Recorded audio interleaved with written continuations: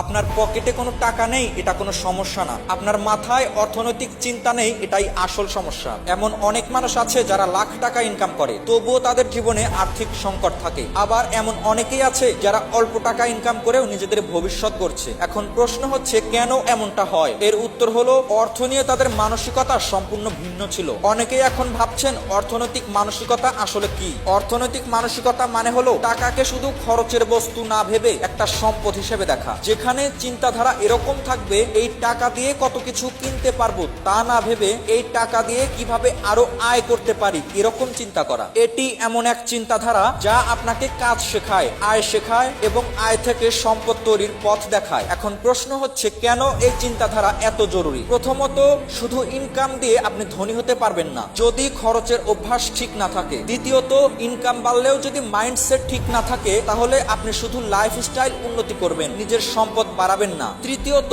অর্থনৈতিক মানসিকতা আপনাকে শিখাবে বাজেট করতে, সেভিংস করতে, ইনভেস্ট করতে, রিস্ক ম্যানেজ করতে, সর্বোপরি ইনকাম সোর্স বাড়াতে। এগুলো আপনার ভবিষ্যতের আর্থিক স্বাধীনতা নিশ্চিত করবে। এখন আসল কথা হচ্ছে আমরা কিভাবে গড়ে তুলবো এই মাইন্ডসেট।